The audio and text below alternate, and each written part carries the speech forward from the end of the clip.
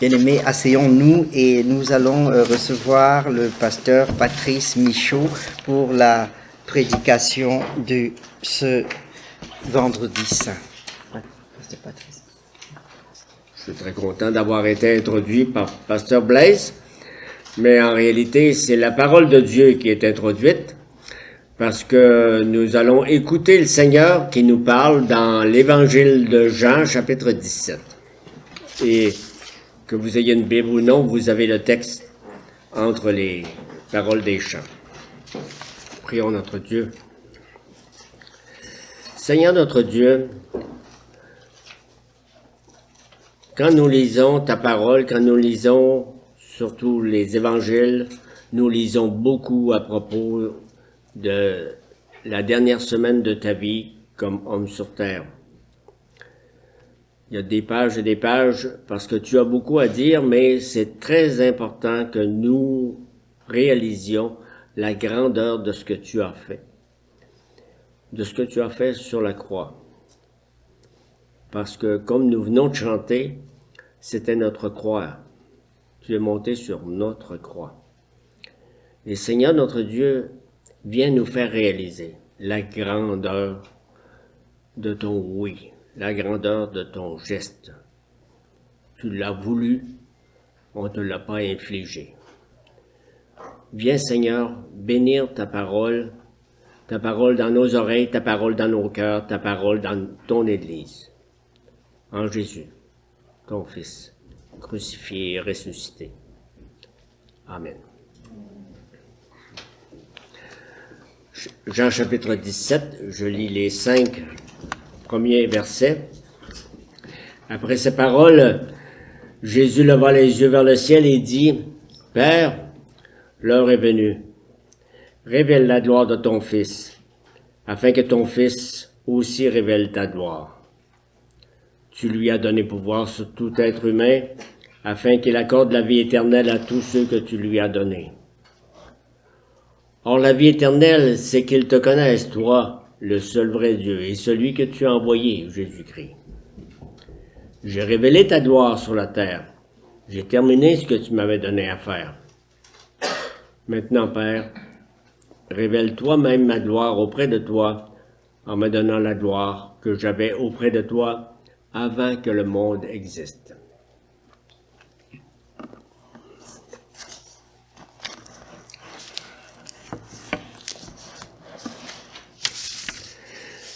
Bien-aimés du Seigneur Jésus,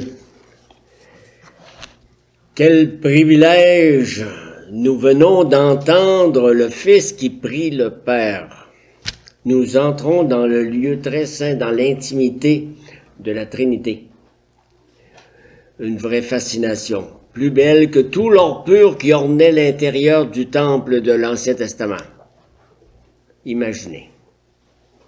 Vous êtes à la table et il y a le Père, il y a le Fils, et le Fils parle au Père.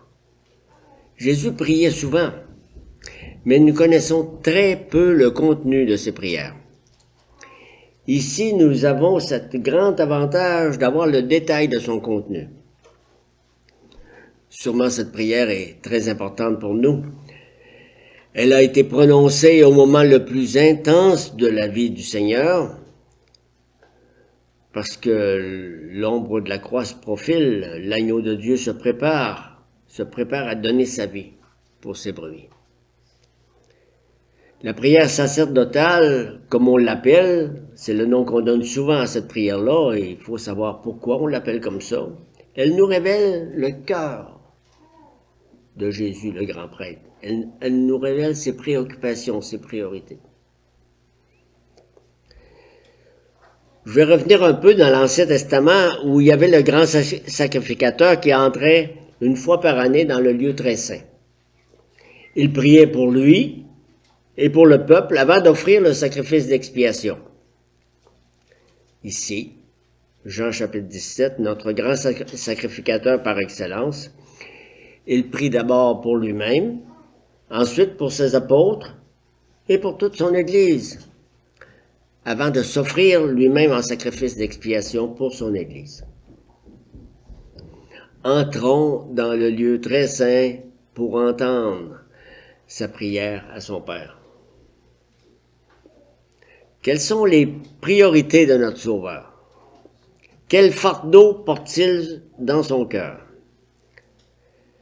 Si on regarde tout le chapitre 17, on en voit 3 parties et on voit ses priorités. Dans les 5 premiers versets, c'est la gloire du Christ. La sainteté des croyants dans les versets 6 à 19 et l'unité de l'Église dans les versets 20 à 26. Est-ce que nous avons les mêmes priorités dans notre vie, dans nos prières?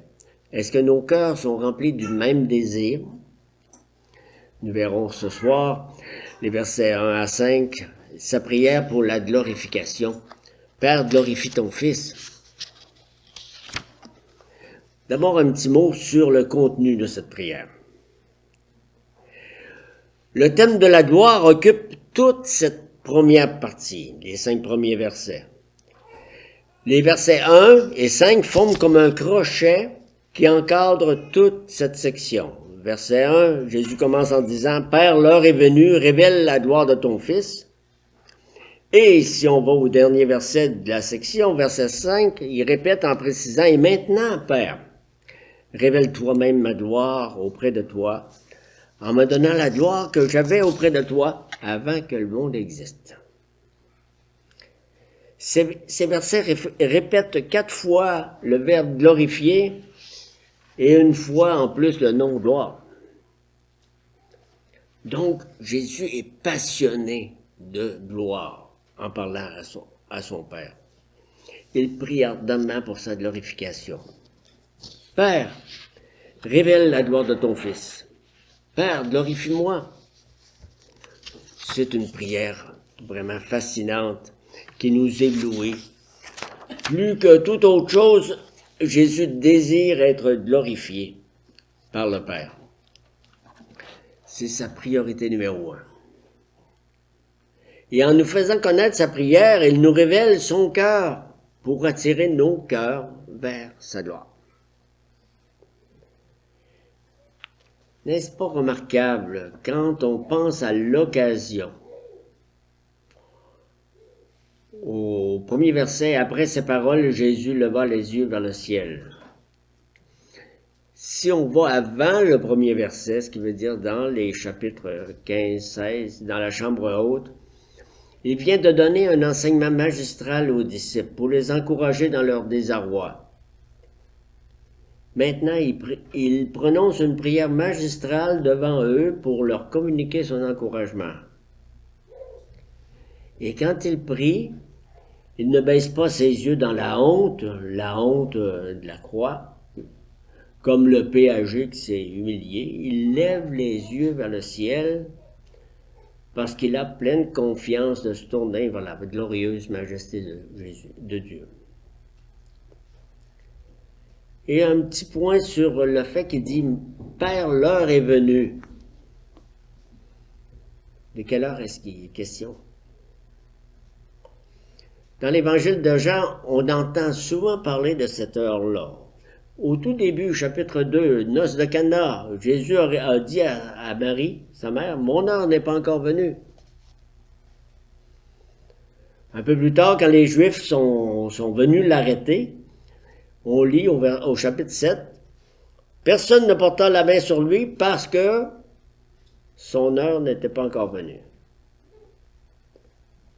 À partir du chapitre 12, la situation change. 12, 23, Jésus vient d'entrer à Jérusalem, vous vous rappelez, on en a parlé le dimanche dernier, et il leur dit, l'heure est venue où le Fils de l'homme doit être glorifié.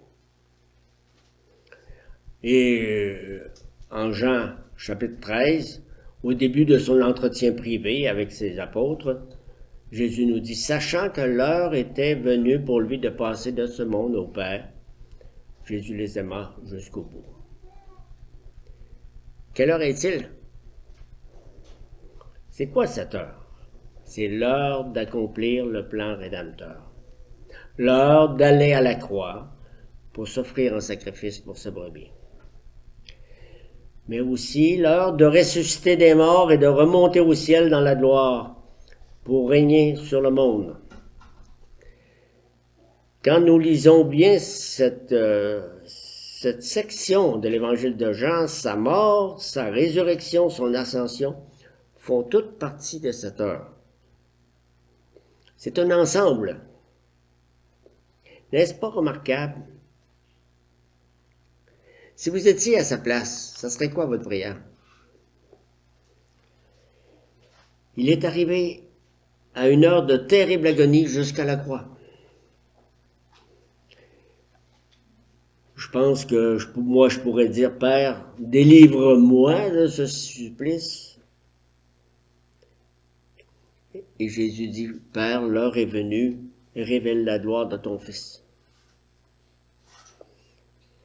Et le verset 5 nous aide à comprendre justement le contenu de sa prière. Révèle toi-même ma gloire auprès de toi en me donnant la gloire que j'avais auprès de toi.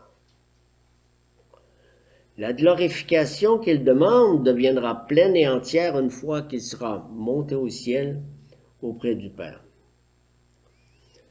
Mais déjà, la croix est glorieuse.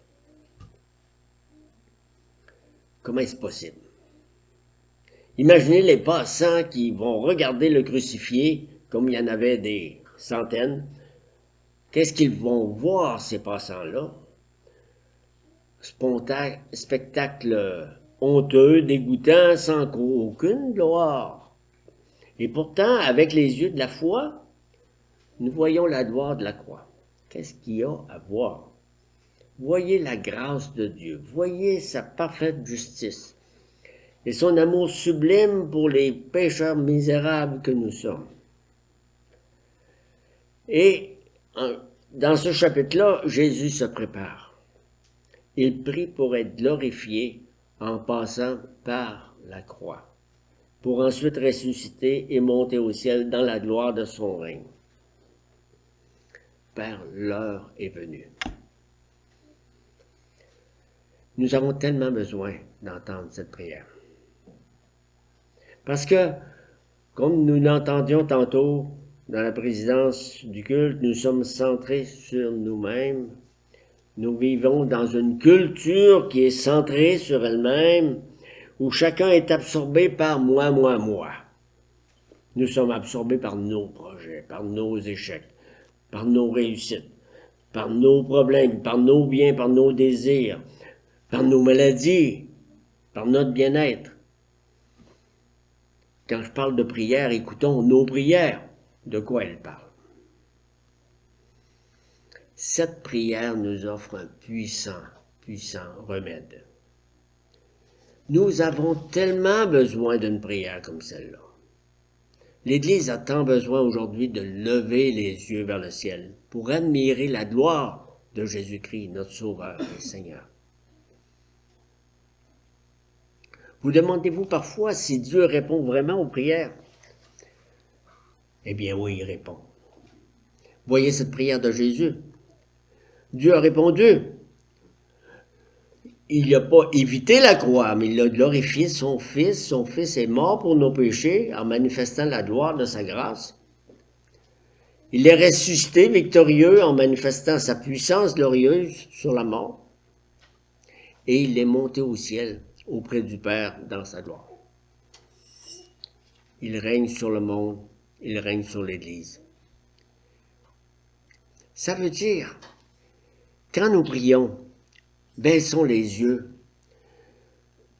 dans l'humilité comme le péager, le publicain. Puis levons les yeux vers le ciel, là où le Seigneur Jésus est glorifié. Admirons sa gloire. Soyons fascinés par sa gloire. Et ce sera un puissant remède contre le découragement, contre l'apathie, contre le nombrilisme. Prenons le temps de méditer sur sa gloire. C'est pour cela que nous avons cette page de l'Évangile. Vous en serez bouleversés. Sa gloire vous éblouira et vous transformera en profondeur.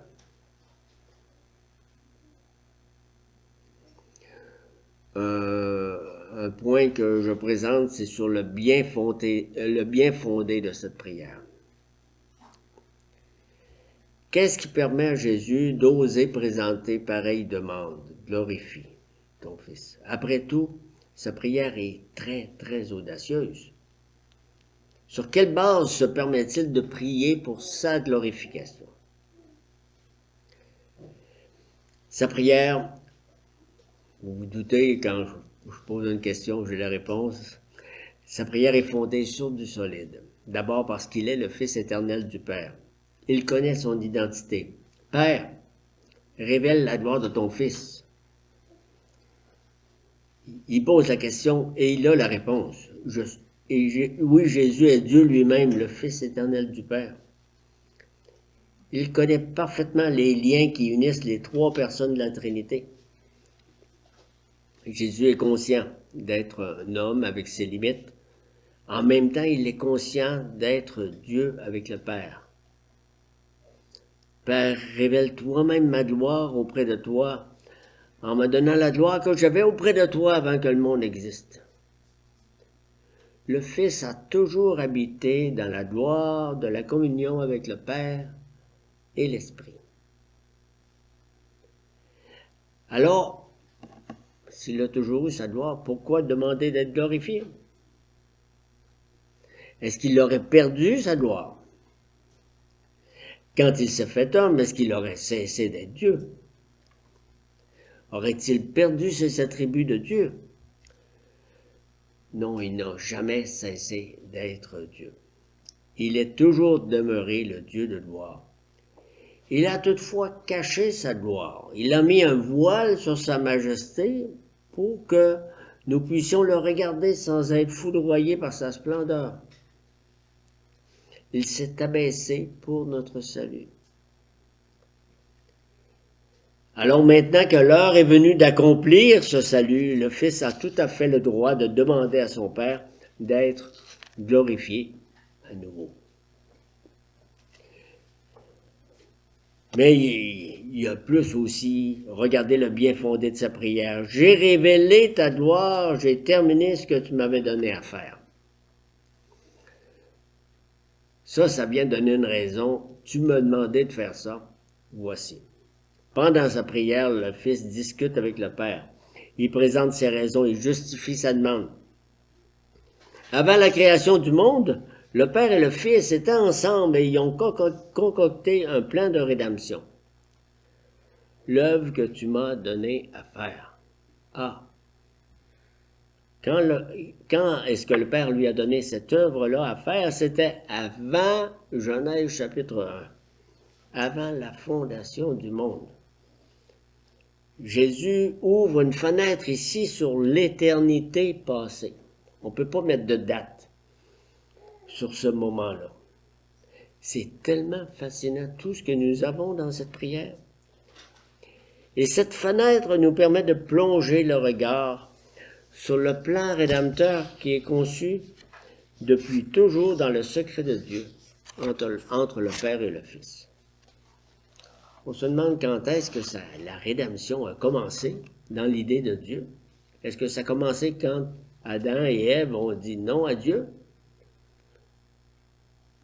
Bien avant. N'est-ce pas remarquable? Jésus est convaincu d'avoir accompli sa mission. J'ai terminé ce que tu m'avais donné à faire. Terminé. Et c'est le même verbe qui est utilisé 2 chapitres plus loin, Jean chapitre 19, quand Jésus va dire sur la croix, tout est accompli. C'est lorsqu'il va mourir pour nos péchés que tout sera achevé. Pourtant, déjà, là, avant sa mort, il peut dire, j'ai terminé ce que tu m'as donné à faire. Pourquoi? On a souvent ça on se demande où est le présent, où est le futur. Parce que c'est comme si c'était fait, c'est certain. J'ai révélé ta gloire sur la terre. Il a toujours glorifié son Père dans toute sa vie sur la terre. Quand il enseignait, quand il guérissait, quand il souffrait, et bientôt dans sa mort expiatoire. nous lisons très bien pourquoi sa demande est solidement fondée. Glorifie-moi parce que j'ai terminé mon travail. Récompense-moi, je le mérite. En passant, Jésus n'aurait jamais pu prier comme nous prions le Notre Père qu'il nous enseignait. Parce que dans le Notre Père, nous demandons « Père, pardonne-nous nos offenses ». Jamais Jésus n'a péché ni offensé son Père, de quelque façon que ce soit. Et pour notre part, nous ne pourrions jamais prier cette prière du chapitre 17, la prière sacerdotale. Pourquoi?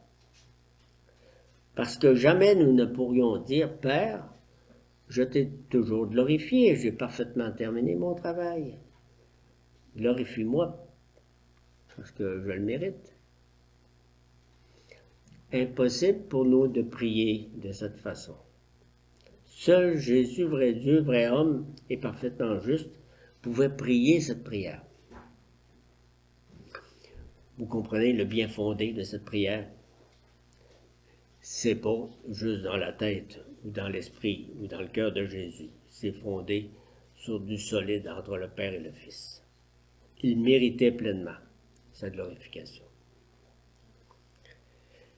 Ça veut dire que nous autres, quand nous contemplons le Seigneur Jésus dans sa gloire céleste, nous pouvons être absolument certains que son œuvre de rédemption a parfaitement été accomplie.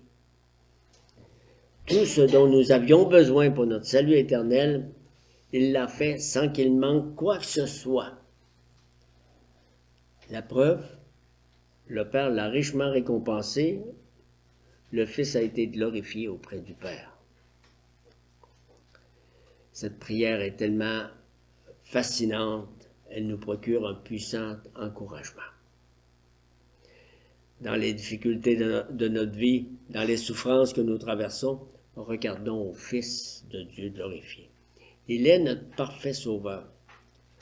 Quand nous péchons, quand nous n'arrivons pas à glorifier Dieu comme il se doit, baissons les yeux en priant humblement. Père, pardonne-nous nos offenses. Et nous savons que notre prière est entendue. Et le Père qui regarde le Fils, il exauce sa prière et notre prière. Puis levons les yeux avec confiance vers le ciel, contemplons l'agneau immolé et glorifié. Il est la garantie que notre rédemption est accomplie. Vous êtes-vous demandé pourquoi, dans l'évangile de Jean, Jésus a fait cette prière? C'est quoi son objectif, son but? Parce que j'ai déjà entendu ça, puis des fois j'y pense. Quand Jésus demande « Père, révèle la gloire de ton Fils », est-ce qu'il est plutôt égoïste? « Père, regarde-moi, puis regarde comme je suis ». Pense-t-il seulement à lui? Est-ce que Jésus est en train de chercher son prestige personnel? Et en réalité, comme toutes les autres questions, vous connaissez la réponse. C'est pas du tout, ce serait absurde de dire une telle chose. Parce que l'heure est venue, il se prépare à s'offrir en sacrifice par amour pour nous. N'importe quel humain qui désire sa propre gloire refuse forcément de rendre gloire à Dieu. Et quand nous voulons nous élever, nous rabaissons Dieu. Mais quand le Fils désire sa propre gloire, c'est pour glorifier son Père. Père, révèle la gloire de ton Fils afin que ton Fils aussi révèle ta gloire. Sa gloire est comme réflexive, comme la lumière dans un miroir. Quand Jésus est glorifié, sa gloire rejaillit sur son Père. C'est le plan rédempteur du Père qu'il exécute. Nous rentrons dans le mystère de la Trinité en opération. C'est la justice et l'amour du Père qu'il manifeste à la croix. Et c'est la puissance du Père qu'il déploie aujourd'hui à travers son règne. Tout ce qui honore le Fils honore le Père. Et on peut le voir dans le texte, verset 2. selon que tu lui as donné pouvoir sur tout être humain, afin qu'il accorde la vie éternelle à tous ceux que tu lui as donnés. Oui, mes amis, la gloire du Fils rejaillit pas seulement sur le Père, elle rejaillit même sur nous. Nous en recevons d'immenses bienfaits. Pourquoi veut-il tellement être glorifié, Jésus, pour recevoir toute autorité sur tout être humain et sur l'univers? Et dans quel but avoir cette autorité? Afin qu'il accorde la vie éternelle à tous ceux que tu lui as donnés. Jésus ouvre encore une fenêtre sur l'éternité passée. Depuis toujours, le Père a donné au Fils tous les élus. Le Père lui a donné des personnes bien précises. Voilà tes brebis pour qui tu donneras ta vie et qui t'appartiendront pour toujours. Donc, quand Jésus demande « Père, révèle la gloire de ton Fils », il n'est absolument pas égoïste. Il est en train de penser à chacun de nous, à chacun de ceux qui sont passés à l'Église et qui vont passer dans l'Église avec un grand E. Au contraire, il fait sa demande dans le but de glorifier le Père en nous donnant la vie éternelle. Comment on peut recevoir cette vie éternelle? En connaissant le vrai Dieu à travers son Fils Jésus. Or, la vie éternelle, ce verset 3, j'ai toujours été ébloui par cette... j'ai toujours pensé que c'était un genre de définition, mais ça ne l'est pas. Parce que la vie éternelle, pour moi, c'est une question de temps. N'est-ce pas? Ça commence? Non, ça commence pas. Ça finit pas. Et ici, c'est une question de relation. La vie éternelle, c'est qu'ils te connaissent, toi, le seul vrai Dieu, et celui que tu as envoyé, Jésus-Christ. Ah! C'est un cadeau gratuit que Jésus nous fait. Parce qu'il a été glorifié par le Père, il a reçu le pouvoir de nous donner la vie éternelle. Autrement dit, notre salut ne dépend pas de nous. Ça se dit, on dit ça souvent. Hein? Il ne dépend pas de ce qui se passe sur la terre en ce moment. Vous pouvez écouter les nouvelles tantôt, mais ça dépend, notre salut ne dépend pas de ce que vous entendrez. Notre salut ne peut pas être acquis par nos efforts ou nos progrès. Et il ne peut pas non plus être perdu par nos bêtises ou les bouleversements actuels dans le monde. Notre salut dépend de la glorification du Fils de Dieu. Si Jésus n'avait pas été glorifié à la croix, à travers la croix, la résurrection et l'ascension, nous n'aurions pas pu recevoir la vie éternelle. Mais le Père a exaucé sa prière, le Fils a été glorifié, et alors nous recevons par la foi la vie éternelle. Je dis bien par la foi, parce que si je continue à vous expliquer ça, ne sera plus la foi. Là. Ça va être, je vais essayer de vous rentrer ça, comme tout le reste de vos cours. Il nous fait connaître le vrai Dieu en communion avec lui. Qu'arrive-t-il quand, par la foi, nous contemplons le Christ dans sa gloire? Nous devenons absolument certains de posséder la vie pour toujours en communion avec Dieu. C'est donc une prière fascinante qui nous révèle une gloire fascinante. Ça veut dire, plongeons nos regards d'admiration dans cette gloire.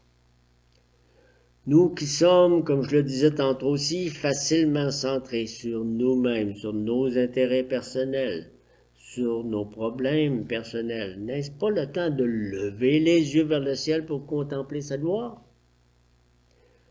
Oui, soyons absorbés par la gloire de Jésus auprès du Père. Et alors sa gloire rejaillira sur nous.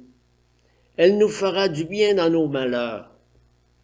Elle nous encouragera dans nos détresses. Elle nous fera oublier nos problèmes non pas pour les fuir, mais pour les mettre en perspective, mettre ces problèmes-là à la lumière de la gloire du Fils. Elle nous fera vivre, elle nous remplira de joie, elle remplira nos cœurs d'adoration. Elle ouvrira nos bouches pour lui dire « Loué sois-tu, notre Dieu, Père, Fils et Saint-Esprit. » Nous avons tellement besoin de cette gloire. Qu'elle soit notre priorité à nous aussi, en Jésus.